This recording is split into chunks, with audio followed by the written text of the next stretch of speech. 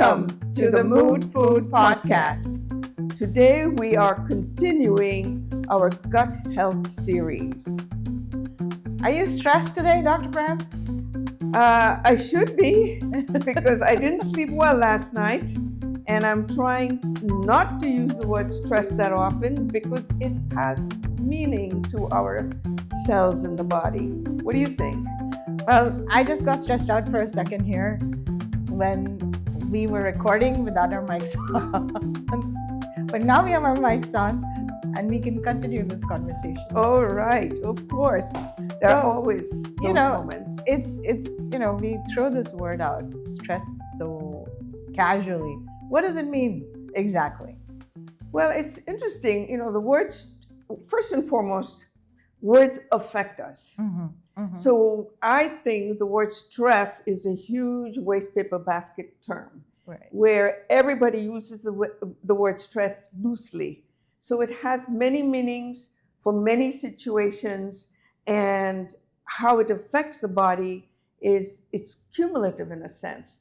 So if you keep using it, stress, and so many factors in life stresses us in a given day, it really causes a problem in our blood flow, our digestion, our thinking, our hormones. I mean, there's so many things that could be affected by that. So this one little word, stress, can trigger so many different reactions in our body. Correct. Should we be using it this casually? I think we need to reframe our language and say... I think so. Because stress is causing us to be even more stressed. Well, it becomes something that our brain learns as a problem. Yes. And then every time we use that word, we're triggering this in our brain that there's a problem. Is it truly a problem is my question.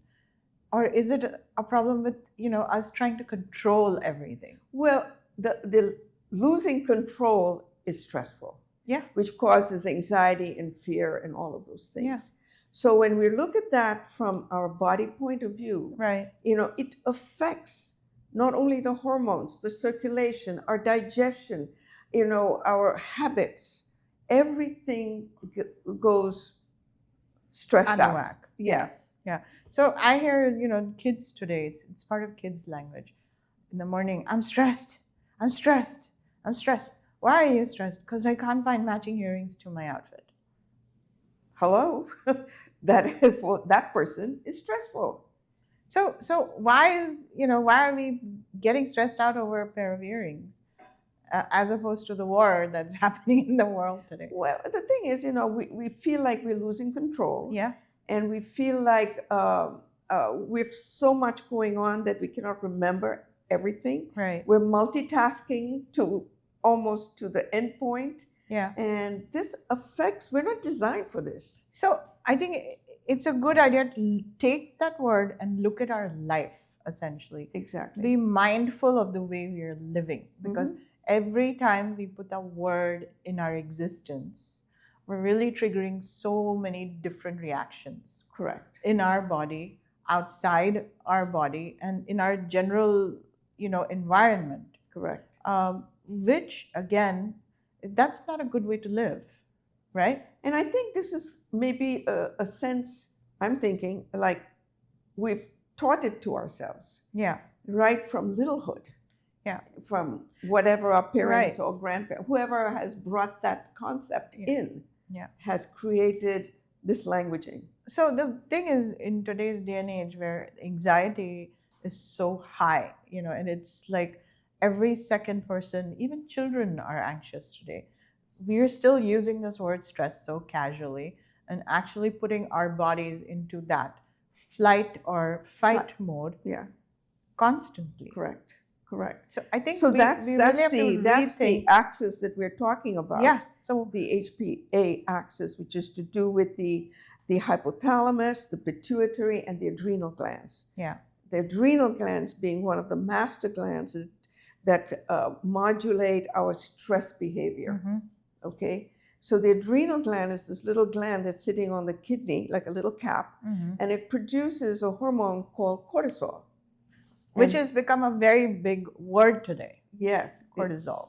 It's your fight or flight mechanism, which is what put into play, which is a sympathetic nervous system. That is, a nervous system now is getting involved in sending messages to the hypothalamus and the pituitary to act.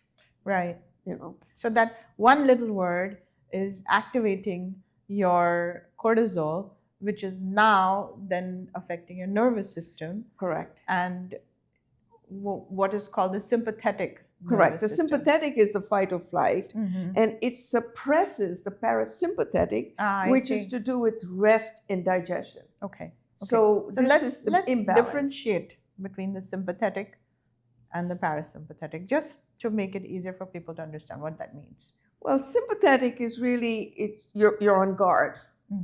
All right. So it's saying, okay, soldiers come up and we're ready to fight or run away. Right. You know, these things are happening simultaneously almost. Okay. And in doing so, the parasympathetic, which is supposed to rest and calm you down, is pushed aside, is suppressed, as they say. And this results in our acting, whether we get angry or we get weepy or whatever happens to us. You feel depressed, anxious, all of this is caused by this imbalance. Got it. And then our digestion, we're not digesting properly. So, in other words, the nervous system has put the parasympathetic nervous system aside. Correct. Has activated the sympathetic nervous system. Right. And now it's affecting all our hormones. Right. So our heart rate goes up, our breathing goes up, and we start to sweat and get up, anxious, and all of these things affects us. Feel tingles down your spine. Right. Your stomach is the gut. Yes. You're not listening to your gut because your gut is getting wrenched. You can hear it making noises. Right. Those things. Correct. Right? Right. That's what it's doing. Absolutely. And that's what it's sending your digestion completely out the window. Correct. Either you can't eat or you overeat because you don't know how to balance that. Yeah. So what is when you say the digestion is being affected by all of these triggers, what does it actually mean? Well, many things. For one thing, it signals. It signals, and particularly the gut. Yeah. And because there is a gut-brain connection.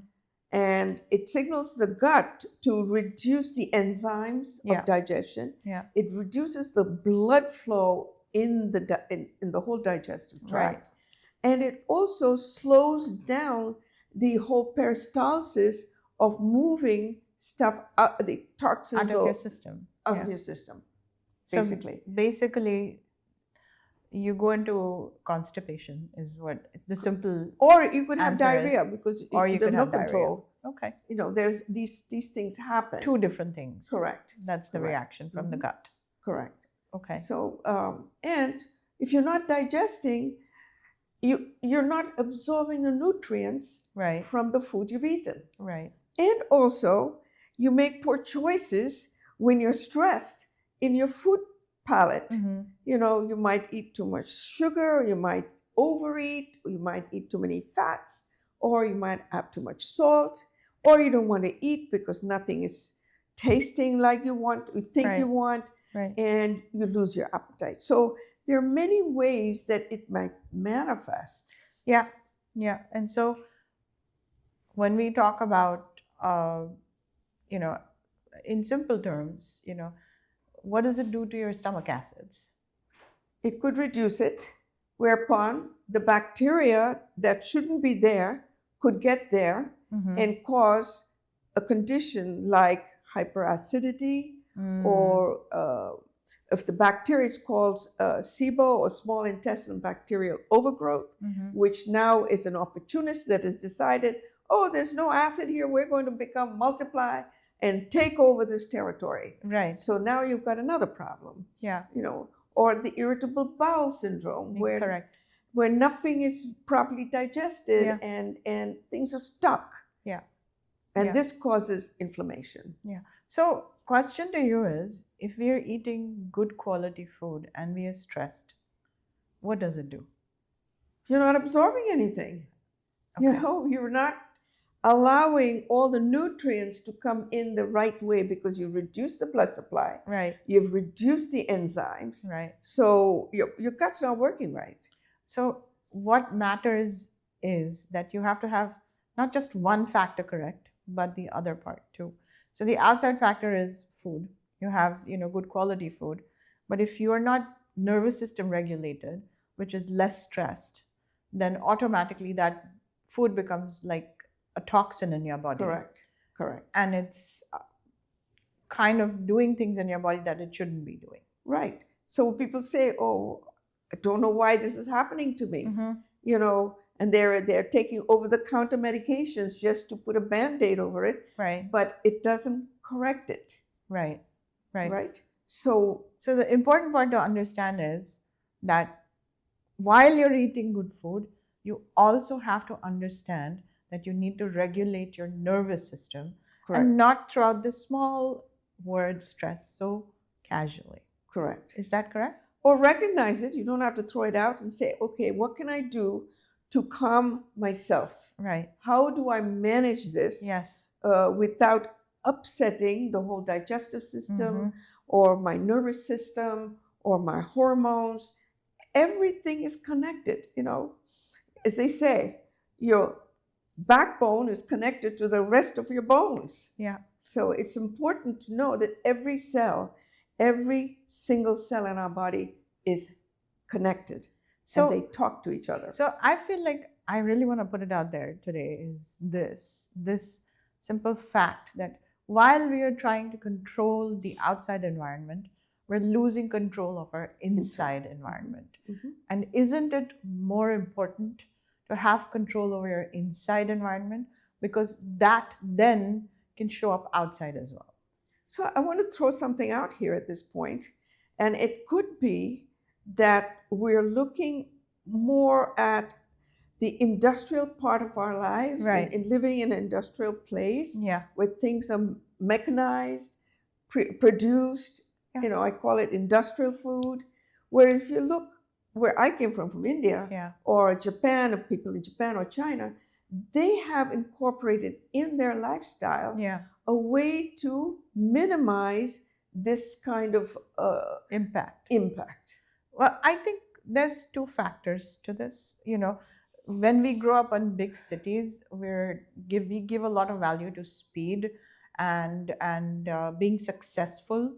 And success can mean different things to different people, but it kind of puts you in this mode of go, go, go. So you're putting effort into what you may produce maybe 20 years down the road, which is called success, as opposed to what you're doing at this moment is completely throwing off your internal system, which is telling you, all right, hold on, give me a little moment here.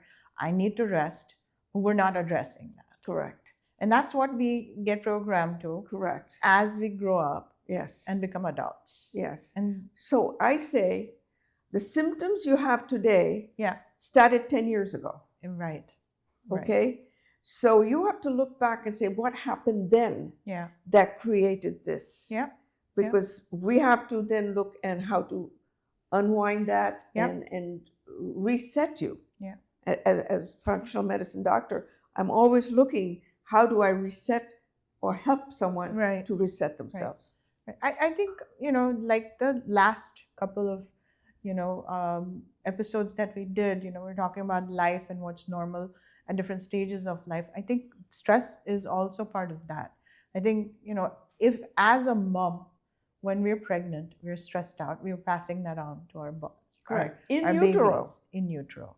And so they grow, when they're born with that stress.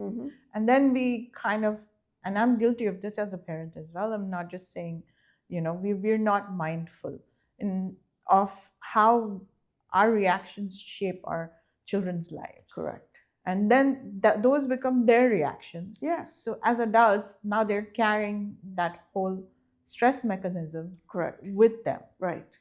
Right? So it's people think that, my parents had it and therefore I inherited it. But it's little more than that. It's more that we've been in that environment all Yeah. the time, Yeah. that we have imbibed it, we've put it into our cellular memory. Become programmed to it, Mhm. essentially.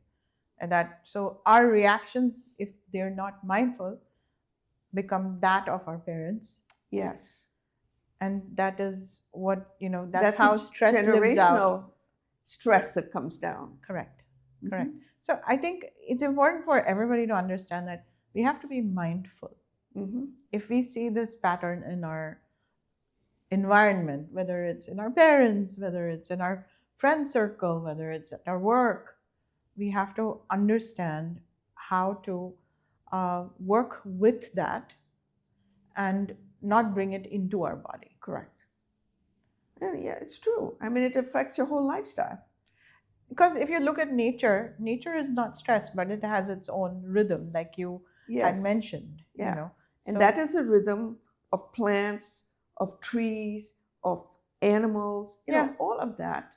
They have their whole, life cycle, which is Yeah. important to them. They know exactly how it's going to be. They're not controlling anything, but they know it's you have to be patient with nature because it has its own rhythm. Like you said, it has a way of showing up. You have fall, you have spring, and the plants go through their life cycles in that way. But the stress comes in when you have environmental outside factors. Correct. So I'm just trying to connect that to what our lives look like. Mhm. And I feel that has, It's pretty much, we have abandoned that life cycle yeah, to create a different kind of a life cycle, right. depending on where we're situated, Mm-hmm.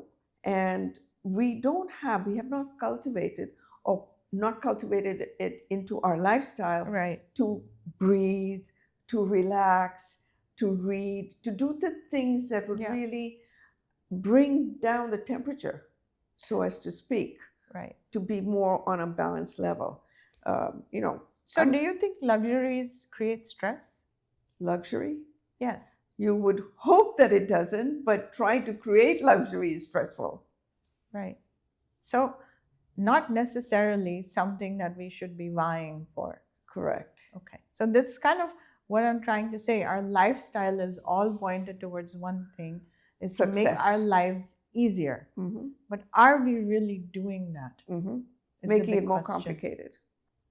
We're complicating it. Right. So, by providing ourselves with cars as opposed to bicycles, Mm-hmm. what are we really doing? We've stopped walking. We jump into a car and go just down the road, and nobody's walking anymore. Or So I think, is walking more stress, or just or driving in a car is more stress? with the way people drive today, I feel like a good walk. Have a planned walk. Go have a hike somewhere. So in that, while my whole point of driving this conversation is, what does, when you're walking, what does it do for you?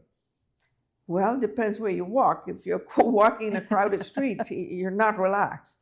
But I would say, go walk at the gardens or in nature. In nature, at the beach, hug a tree. Do things that you normally wouldn't do, just to be grounded with nature. So Dr. Pram, what does walking do to you? What does it do in your brain? Well, for one thing, it helps to rebalance you and release one of the most important hormones in the brain that help this is serotonin.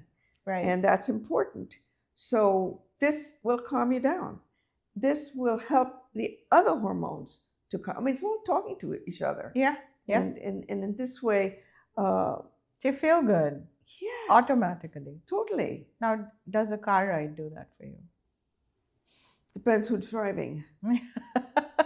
So it could make you stressed. It could make you stressed. Generally, you're sitting in one place. Right. It's not doing the blood circulation for you. Correct. And you're not getting grounded in anything except swearing at the drivers outside. Probably. So really, we have to think about that. Well, driving is not so-called a natural phenomenon. Right. It's just a vehicle that takes you from one place to another. Yeah. And that vehicle could give you trouble, or your own body vehicle could give you trouble.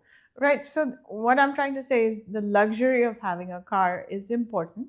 I'm not taking that away because I like driving. But at the same time, we have to also understand that just that cannot be everything. Right. We have to walk. We have to do the natural things that God gave us. Correct. So that our bodies can stay in sync with everything Correct. that's going on. Exactly. Yes. So the luxuries necessarily don't provide you with less stress. Well, the thing is, if we become like, okay, I need to exercise. I need to do, my doctor said I need to exercise. So what do? We drive a car and go to a place that's an exercise place, and we spend our money there, and we spend a half an hour or an hour, right? Stressing out our body a little more, right? And then, of course, I've done that, and I see all these beautiful bodies, or muscles and all, and I feel like, what am I doing here? And that creates more stress, so I leave. And don't go back. Now you've left with a little less self-esteem because exactly you don't look like the ideal body that they've put out there. Right. Now, that's a ridiculous thing for me to say because I do enjoy exercising, but I do not enjoy going to a gym. I don't either, honestly, but there's a place for it. I'm not knocking it. I like working out because it does something for me that anything else cannot do. Right. But at the same time, I don't want to do it because someone else is doing it. I want to do it because I want to do it. Correct. And that's the way it is. That's reframing what your objective is. Yeah. And once you reframe that, you'll be less stressed or no stress at all. Right. And this is what we need to keep thinking about. Yeah. How do I reframe it? Even using the words. Yeah. Taking stress out of there and saying, what can I do to make this better? Right. Or something else that really empowers you. Right. Then take it away from you. Yeah. So in that way, your gut will be happy. It will talk to you and say, gee, I am digesting today. I really enjoyed the meal. Overall, you have not stressed your gut out, basically. Correct. Sometimes we talk about the idea, I have a gut feeling. Yeah. Listen. It's telling you something. Yeah. Don't listen to the stress. Because if it's telling you something, it's giving you some, I call it the yellow flag, a signal to say, it's a whisper, as we talk about in the past, to say, pay attention. Yeah. It's a yellow flag that shouldn't go red. Correct. Stay in the green, essentially. Yes. Yeah. Yeah, that makes sense. Sense. I heard a psychologist yesterday talking about how relationships are so stressed, mainly because men and women, especially I'm talking about marital relationships, a man does not look into a woman's eyes and talk to her, and their attention is distracted, and vice versa sometimes. So when you look into each other's eyes and talk, there is a release of oxytocin, is what I'm understanding from this. Is that true? Definitely works that way.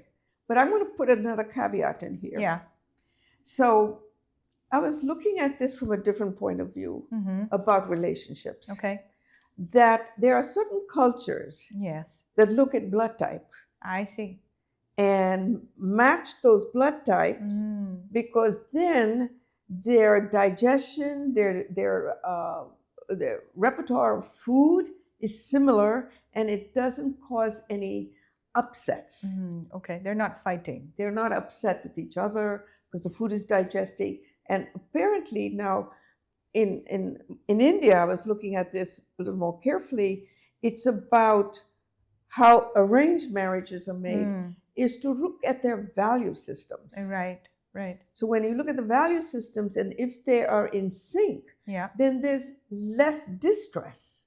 But I think in India, there is a system of, let's look at the go through, let's look at, many different factors which we don't address today because we think they're simply causing, what do you say, not racism, but, something like that, classism. And I think the system actually originated because of what you're just talking about. Mm-hmm. So the factors of, generational trauma or genetics is addressed Mm-hmm. right at the beginning, Correct. before forming relationships. Correct. Is that Correct. correct? I think that's the whole original idea. Yeah. And therefore, there's more harmony in the family. They have figured out how to work out their differences, if any, Yeah. because they have a same value system. Right. And that overall then brings us to the point of stress, Correct. which is, causes less relationship trauma Correct. overall. Correct. So when you're matched genetically, Mm-hmm. and also, you're eating the same way as the other person, so the value system is the same. Correct. So automatically those factors you don't have to worry about. Those things are put aside because they're not important or they're not affecting that Right. relationship. Right. So that's how deep it is, basically. Yes. The imprint, and we've kind of put everything to the side to now live this life, which is completely disconnected from what we should be addressing, which is our bodies. Correct. Correct. Right? Because if you're not got a healthy body, you don't have a healthy life. No, And it's it a shows quagmire. It's like going through. It's like a ticking time bomb, I call Correct. it that. You end up with disease, Mhm. whether you like it or not. Correct. This is what we're looking at. Like people who have long lives, people are now living into their hundreds. Yeah. What is it that they created that they live this way? Right. So when you look at the blue zones, that I think is a great segue to ask this question again, is when you look at the blue zones, we're just looking and focusing on the foods that they eat. But what is the lifestyle really? Correct. What is the lifestyle? It is so important to see not just the food that they're kind of preparing or eating, but also the lifestyle. It's important. I think you have a slower lifestyle, you're more in tune with nature. If you look at any of the blue zones, they're all that way. You have a 100-year-old going and hanging out with our friends. It's this. I'm talking about a Japanese episode that I saw on Netflix about the blue zones. There's a 100-year-old woman who goes, hangs out with her friends, has a small meal, is dancing and singing. We don't do any of that. No. How often do we do that? Well, you don't have time for that. We're living in such a fast-paced life that we don't have that. Yeah. And I always tell my patients, we always try to feed ourselves healthy food. Right. So everybody's trying to go to organic and vitamins and all of that. Supplements. We try to read everything. We try to get knowledge. So we feed our brain. But then we get stressed about it. But are we feeding our soul? Okay. So we need to look at this because that's where the balance is. Yes. Yes. If all of these are in balance, then you're in balance. Correct. That's what we're all trying to achieve. It's important to work hard. It's important to eat right. But it's also important to take out time for yourself. Correct. To do the things that you like. Correct. Or enjoy. Exactly. And whether it's with your family, with your friends, with your kids, with your grandparents, whatever it is, which brings you some peace inside. Create a community of people. Correct. Where you can, then feel like you're part of it, and you're again having the same value system, so you're not stressed about now socializing. Right. Also. Right. So it's all of these things that's around that one word. Stress, how to remove it from your life. We should remove it. On one hand, we recognize it, that there are situations that we will feel it. But on the other hand, we need to develop ways to monitor it and to minimize it. Right. Or create a system, a rhythm in our own lifestyle on a daily basis. And that's what Ayurveda is all about. Right. Ayurveda is saying it's a lifestyle. Yeah. It's also about the rhythm of habits. It's a lifestyle. Exactly. It's a lifestyle. I think that's the important word here. We are creating a lifestyle of stress. Do we really want to do that? Exactly. We should be very mindful of what we surround ourselves with. and what our thoughts are. Even, our thoughts create our reality. I feel that. And stress starts right there in our thoughts. Right. So it's important to understand that fact and kind of work with that. I think all the disease, especially autoimmune diseases, there's a big factor called stress in that. Is that correct? Well, if you really look at the word autoimmune, what does that mean? Yeah. Autoimmune is like your body is eating itself. Yeah. Automatically. Right. And where does all that come from? Yeah. And everything, again, is put into autoimmune, which is really inflammation. I see. Which is inflammation is caused by something which could be outside the body, which you've taken in and created inflammation in the body. Right. Right. No. So it's almost like your defense mechanism. Correct. Props up and says... It's trying hard to push it away, but in the meantime, it's creating issues. Yeah. Yeah. So that's kind of what most disease kind of comes out of, whether it's cancer, whether it's autoimmune diseases. Any of these disease names is putting you in a box. Correct. Okay? So when a patient says, I have this, they've collected all these boxes. Yeah. But what's the real cause? Yeah. And many times we can actually pinpoint and say, oh, ever since this happened, I just fell apart. Yeah. Something is there in the history that we have to unwind and reframe it in a way that it makes more sense to the individual. So what does chronic stress do to your body? It completely eats you up. I mean, it could be stuck in the digestion. Yeah. How does it show up? Like, irritable bowel. In Chinese medicine, they say suppressed anger is stored in the gut and the liver. Right. And it's expressed in other parts of the body, like the muscles or the bones or even the eyes and digestion, whether it's constipation or diarrhea or whatever. Right. So it gets internalized. Internalized. So I'm kind of looking at, what does it do on the basis of, when you say hormone, the cortisol hormone. Correct. What does it do to your body? So it increases your sugar levels. Sugar, because it kicks the insulin, it affects the heart. Insulin resistance has become such a big deal today. So I'm just trying to see how we can relate it to this chronic stress. The stress, chronic stress, cortisol goes up, the insulin goes, off, and your blood sugar is out of whack. And now you're just, either you're eating too much, not eating enough, and your whole balance goes off. And you don't have to have diabetes for that. No. That is just your body's response to chronic stress. Correct. Is that correct? Yes. And that's what causes insulin resistance for the most part? Yes. Because you're eating out of whack, you're living out of whack. Even in insulin resistance, we're looking at cortisol. Okay. Even when we do that, at least for me, I'm looking at cortisol. I'm also looking at if there are, taking medications that is causing a side effect of this. So causing stress in the body in some way or form. Yeah, it's talking to us. Yeah. We have to be mindful of these things, not just kind of move through things like their motions. And unfortunately, in this society, it's like, give me a pill and fix it. It's not that easy. Right. I think we were talking about this in the car, right? So, yes. We think a pill can fix everything. And that's what we focus on, as opposed to, why do we even need a pill? Right. In the first place. That's true. Yeah. And then on top of it, one gets addicted to those pills in a way that you can't get off of it. To a complicated problem, because we've not been told that we need to go back a little bit and see why that whole problem started in the first place. Yes.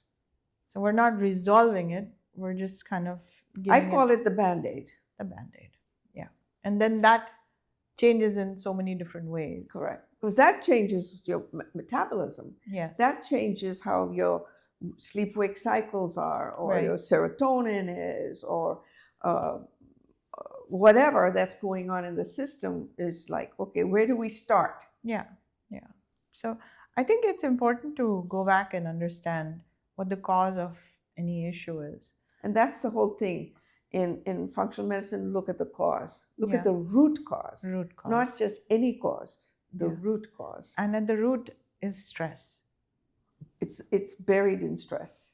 It's buried in stress.